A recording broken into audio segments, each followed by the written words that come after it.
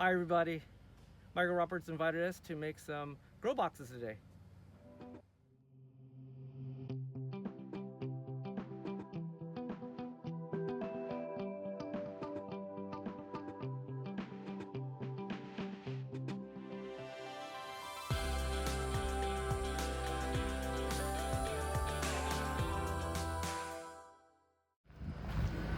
So again, Michael Roberts invited us to make some grow boxes. Hi Mike, thank you for inviting us over. Teach us some How are you? wonderful, great Sunday afternoon today. Yeah. And he's destroying So you want to build some boxes, huh? totally. So we're going to build boxes for these demo trees that Lindsay's been helping me with. It's been about what, 3-4 months now since Well, I think didn't we do this in around November? yeah. Or the first part of December, someplace Yeah. out in there? Yeah, so we're about 5 Lindsay months was out. just back from his trip. So these are those, how do you say that? Ikatabuki? Ikarabuki, which is a raft style. Right, and so pines that Lindsay's helping with. And the way I'm figuring this out, and I haven't talked to Lindsay, is that I'm going to make my boxes, these are 6-inch pots that these come in. So I'm just going to make them about 5 inches. You're talking about the depth. The 5-inch depth. Okay. And I'm going to assume that we're going to knock down, the root ball a little bit. So I'm guessing, 3.5 inches, 4 inches, on this way. And then what's the reason for building a custom box? I mean, we could easily get, a plastic tray or something. Oh yeah, well absolutely. That, the thing that I really, really like about boxes, and I learned this really early on, is that you can make the box to be the size that you want ultimately your pot to be, or just a little bit larger. So if you're looking for a really shallow root ball in the end, you can rip material down to be just the thickness of the pot that you're ultimately going to go in, and start developing your tree right from the get-go, so that your root ball, your core root ball, is always going to match up to the pots that you're looking for. What's the reason why we want to? Some people may not understand the science behind it, or the reason why we want to have a perfect size box for the tree, not an oversized or undersized. Well, okay, so I personally like to make my boxes, just a slightly large and a little bit deeper, give it lots of drainage, optimize growth and all of that. But I always make sure that I put a good drainage layer in at the bottom of the box. And it's really then easy for me to go in and pull off all of that drainage material and reduce the root ball back down to what it needs to be. That way you don't have to continually mess around with the core root ball. So you can trim it back to, and I trim it back to about 1 or 2 inches of growth all the way around each time. Mm-hmm. And then you can begin to manipulate the core root ball to be just exactly what you're looking for. Awesome. And then if we have a box too big, we may overwater the tree. It doesn't seem to be a problem. No, it doesn't. Okay. Yeah, I will tell you that, over time I've found that the best material to use is actually some of the cheapest material you can find, and that's the cedar fencing and the redwood fencing. Okay. And you go to Home Depot or Lowe's or any of those places and look for that material, and they most always have it. It's this stuff. It's called dog-eared fence, and it's named because of this stuff. You have to be a little bit selective because you're using it different than the people that are building fences. You try to find stuff that's good on both edges, mm-hmm. so that you can, get the most out of it. You don't want to have a lot of knots if you can avoid it, because the knots over time will pop out and cause you. They will pop out. Yeah, and that'll cause you issues. But you're looking for straight, fairly thick, nice pieces. Okay. And so you can be really selective because you're not building yards of this stuff. You're just looking for, 8 or 10 boards or something. So we're cherry picking? Yeah, you get to go through the pile and cherry pick just the way you want. And it makes it really, really simple. Awesome. Do you have a sample we're aiming for today? I do. So what I did was because I knew you were coming, I brought out, I have a bunch of pines that I'm repotting, stuff from seedling. And so I'm putting those into tiny little boxes. So I think these are around 3 inches deep, you know, about 12 inches square, 8 inches square, something in that range. And I build these really simple, you know. I try to make them nice and true. And I put, you know, cedar on the bottom. This is the part that rots out the fastest. The bottom. And so, you know, this is where you're getting the most bang for your buck using this material. Okay. You know, I've used plywood, I've used, you know, fir, I've used other material, and it all just, the sides will all be good and the bottom will be crap by no time at all. It's because of the moisture. Exactly. So you want to, this is where you really earn your keep down here. How long do these boxes last? Okay, so if like I just took a whole bunch of trident maples that I had been growing on the ground for the last 3 years. So I put those into boxes 5 years ago. I reused them one time at the 2-year mark, and then I didn't do anything with them for the last 3 years, and I totally destroyed those boxes getting the trees out. Okay, so you're talking about almost 8 years. 5 years. Oh, 5 years. Okay. I've noticed, is it stapled on the bottom or nailed? Okay, so what I do is I have, Okay, up close picture, please. I use like little brads with a nail gun, Uh-huh. okay? So, and these things, okay, I used to use drywall screws, but you have to pre-drill and, Before they you know, split and that's a lot of work. Uh-huh. And I kept thinking there's got to be an easier way. And so over time, what I came up with is to just use a nail gun, and then I started using these brads about 5 years ago. And these things work really cool. And they're quick too, probably. Oh my gosh, you can build, I cut my build time down in half. I'm gonna cut a bunch of these guys to be 18 inches long. I need 4 sides of 18 because I'm building 2 boxes, right?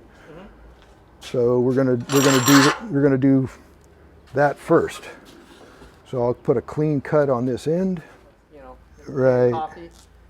Starbucks people that brown their own coffee now, or old tin cans. But that's pretty slick. I like the. See, Less you have to do, the easier it is, right?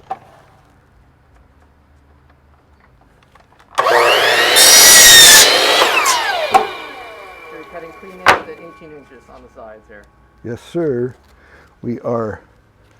And we're going to cut one, and then we're going to use it as a template for the other one so that they're all the same size. That'll help make the boxes square. So we're just going to barely take the line off each time, right?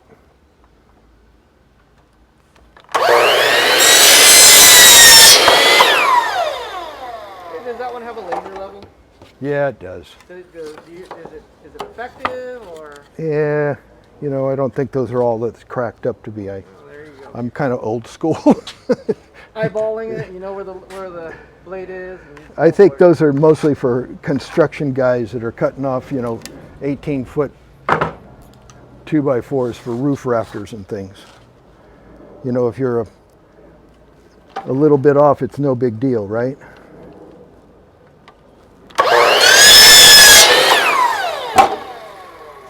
So we're going to need to get into another one, right?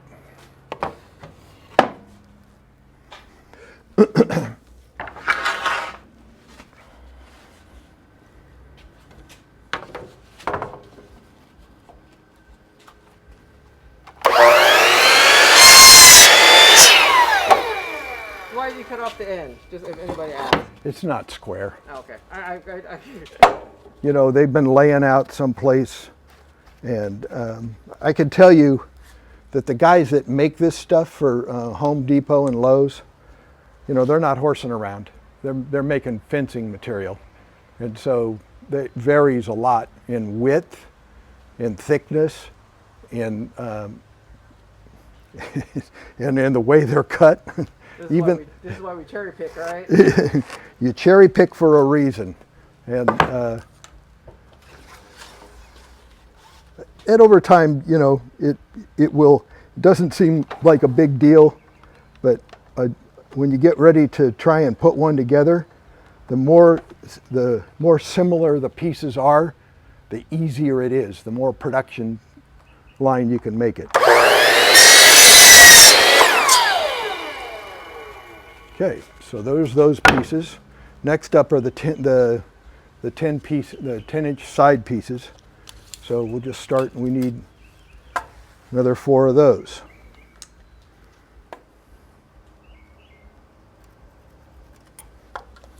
And when you're making these boxes, is it easier to just make multiples of them because you know the measurement? Oh, hell yeah. One at a time. You're setting up to build one box at a time. So what I normally do is when it, you know, sometime in October, November, when it gets, you know, like, you know, potting is going to start coming up in the last part of December and on. Then I go out and I measure, I look at the trees and measure what I need to do, and just make a list. You know, some of them you can afford to make them similar in size, and so it's easier if you're making multiples of the same size to just mark it up that way. And then I just put a little piece of tape on the tree, and when I get ready to go, I know the size that I'm looking for. Got it. And I have a whole stack of them there, and that way I can just go tree to tree to tree. I've done 40 trees this year. That's a lot for me. And you're not retired yet, correct? Yeah, no. It's like the rest of my world has gone to hell for the last 3 months while I did repotting. So I'm starting to hear about it. You know, Bob Pressler sent out a joke earlier in the week that I thought was kind of cute. He showed the old guy doing the vacuuming, washing the dishes, doing the laundry, getting ready to go out and take care of his bonsai, and his wife looks at him and goes, "How much are you spending on bonsai every year?" I thought, boy, there's a joke for you. We're all in that one. 1995.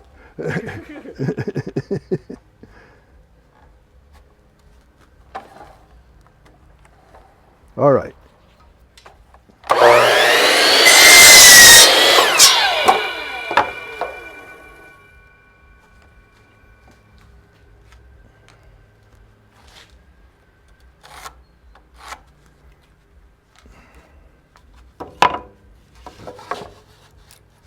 I feel like those guys at Home Depot. Hmm? No, was it the HGTV? You know, they get a.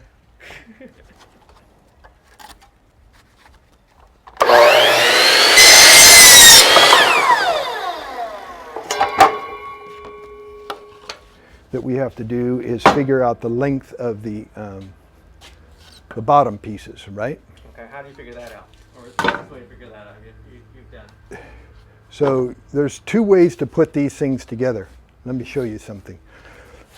on these, to make it easy on myself, you'll see that I basically have just created all sides equal, and then each one is a butt and an end. Okay. So, you know, if because this one, People may not know on a button in it, so they can see it. So there's a. Okay, so this is a butt joint at this end, but it ends over here, and this becomes the butt joint here. So basically it spirals around. exactly, you know, that kind of, and that's really good when you're building a box that's equidistant on all sides. Okay. But if you're building something that you're being specific about the length and the width, and it's different, it's oftentimes easier to just build it so that the sides all run the length, and then or in the sandwich in the middle. Yeah. Okay. Okay.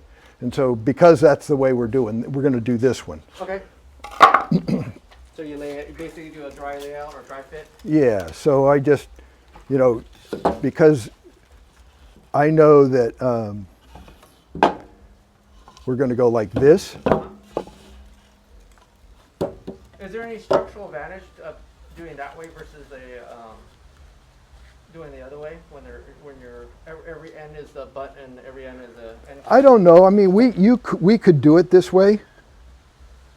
I was wondering, have you seen any advantages? No. Okay. So it doesn't matter then. It doesn't really, you know, I mean, we could put it together this way if we wanted to. Wouldn't be a big deal. All you need to know is that you're making your boards the right length Okay. to fit the box. And so, you know, there's a couple of ways to do this. To me, it's, you know, for what we're doing this time, I like to just go like this. All right. You know, like you say, it doesn't make a lot of difference. This is just a little more exact on the size you were shooting for. And you do a dry fit and dry measure. But you can see, if we're going to do it this way, that now the bottom pieces all need to be 18 inches long. Because it's the same size as the length. We're going the same size as the end boards, okay? What's problematic, though, is what this distance is across here. So we've got a bunch of 5-inch boards, and how many boards do we need to cover the bottom? Got it. And make it look, you know, nice, all right? So I'm going to say that this is like 11 and not quite, a little over a quarter, 11 and 3/8. Okay, so.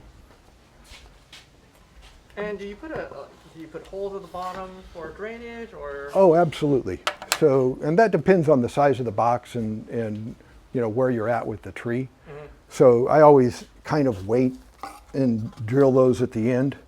Oh, And so you then, do drill holes in the bottom. Huh? Do you put like a screen over it? absolutely. Oh, so you go all the way. You don't cheap out and just drill holes and call it a day. No. I put like 1-inch drain holes, Oh wow, the big those. Are, 3/4-inch drain holes, something like that. they're pretty big. Yeah, reasonably good size.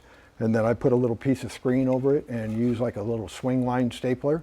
Oh, so it's just staple and go. Yeah. Because it's not going to move anyways once Yeah. you put your soil mass in there. Yeah. Okay. So all you're doing is looking to cover the hole and hold the screen in place, and then you can run your wires up through the end of it Oh, so tie it down. and tie it down. And Okay. So it's like a regular box, basically. pretty much. The good news about this is that if, for instance, like on this one, this is a pretty good size box. So I'm guessing that we can put, you know, 3 on each side holes. Give ourselves plenty of drainage in this thing. Here's the issue here is that these are 5-inch boards, roughly.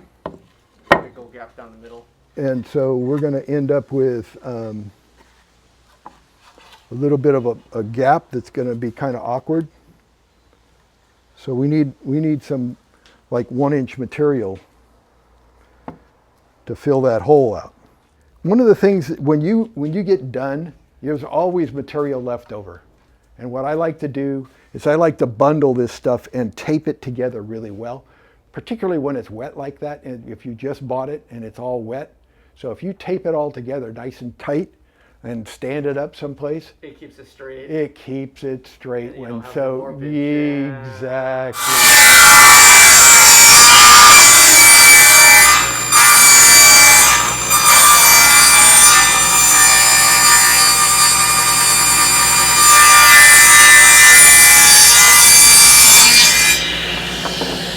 She goes, that'll take her to work and home.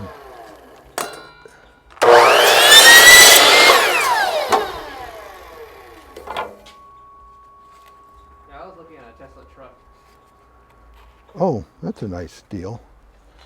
Those are expensive, huh? Well, yes, but there's no maintenance. Oh, that's the big deal is that, There's no you know, maintenance on those things. yeah, there's no engine, so there's very little maintenance. Yeah, if anything breaks, you just change the whole motor out. That's what we do for a robot.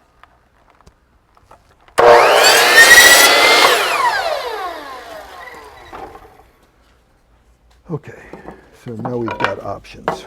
These two, right, and with this one. Where's that other one? This one and this one. And there's not an 1/8 of an inch difference. Okay, so you need to watch which way the board's going to cup. Why is that? What do you mean about cupping? Some people may not understand. Okay, that. so when material over time as it dries out, you have to pay attention to the grain because the board will actually start to do this. Okay. Okay, and you can tell from the grain which way it's going to cup. So generally, if you know, it doesn't have any cupping going on right now, but over time it's going to, and that's going to put tension on the joints. Okay. And pop your box apart over time. So which is the direction that you prefer? So I like to have the cupping from the center out. Okay. So it bows from the center. It bows out from the center, and you've locked down the top and the bottom. You're holding it together and that if it's way. the opposite way, the top and the bottom will pop out. Right. And the center bow inward. And that's what you don't want. Right. And so like when I was a kid, my dad taught me how to make stairs, and same problem when you put together stair material. You want to put it so that the board is going to raise rather than not, because you're going to be standing on it. Yeah. Okay. So that's what you want to do. Yeah. Okay. So this board isn't exhibiting any cupping right now, but over time it will. Okay. And that's what you're taking for granted. Yeah. Okay.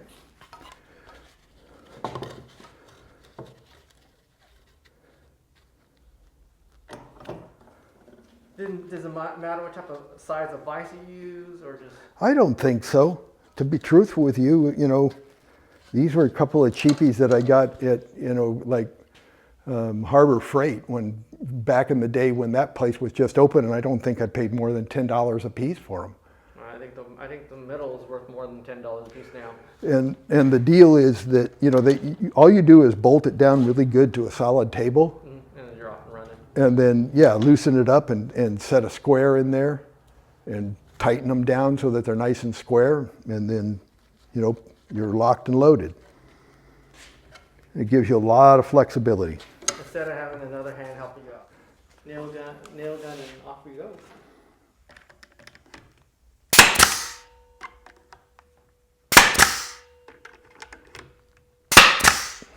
You have samples of the nails? I can show the Sure. Sure.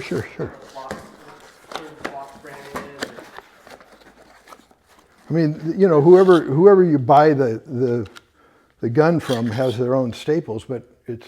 Oh, there's chisel point with this big old U. Oh, okay, this is almost like what they use for flooring. It kind of is. What do you mean? Well, okay, so if I were to put that, say, over here on this side, that might be right about where I want to put a drain hole. Got it. Okay. Okay. So this is cognizant of where your next moves are. Yeah, try and get them out of your road if you can. The best thing to do is to just avoid knots altogether if you can do it. And that's what we were talking about, cherry picking your wood earlier. Yes. So there you go. That's pretty much how it's going to go.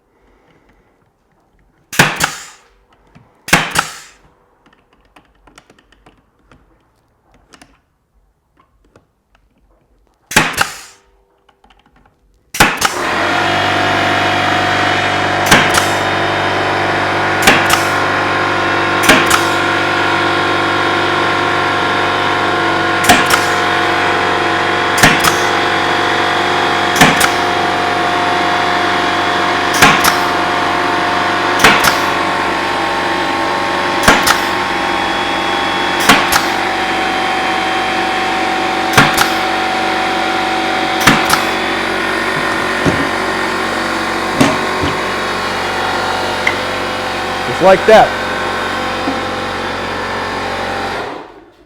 Very simple. And so now you go back and drill the drain hole. I can do that right now if you want, but I always like to wait until I'm putting the tree in. Oh, okay, so then And sometimes you prefer to have drainage that's away from bigger roots, so you don't encourage them to go towards that direction. Oh, see, that's a great tip. Yeah. Well, thank you, Michael. I think that's an awesome way to build a Pretty simple. Pretty well. I think a couple of the takeaways is the nail gun. Nail gun is brilliant idea. I think so. You don't need drill or anything. The 90-degree jig. That's like gold right there. You know, that's something I would never have thought of. But that saves like another person working with you. It really does. You can make this really easy on yourself and do everything no problem. And then basically, yeah, you need a couple power tools. You need the chop saw for sure, and the table saw. That really helps you rip down the boards that you need. Exactly. And then a drill to get the drainage holes in probably eventually. But those are really basic tools that most people may have or may borrow from someone. You know, and if you don't have one and you're thinking about it in the future, you know, it doesn't hurt. Having a good table saw and a good chop saw, and a nice little nail gun. Well, a compressor. Little compressor and little tools to go along with it. You know, those are things you'll use on other projects all the time. I guarantee it. Oh yeah, I'll tell you, I use a table saw already. When you're building a house, you know what it feels like. Yep. Thank you, Michael. It was a great time today. Thank you for inviting us over and giving us some really great tips about trees, about pots, about everything, man. So thank you so much. Thank you, Tom. If you guys like it, please like and subscribe. We'll thank Michael later, man. Thank you a lot.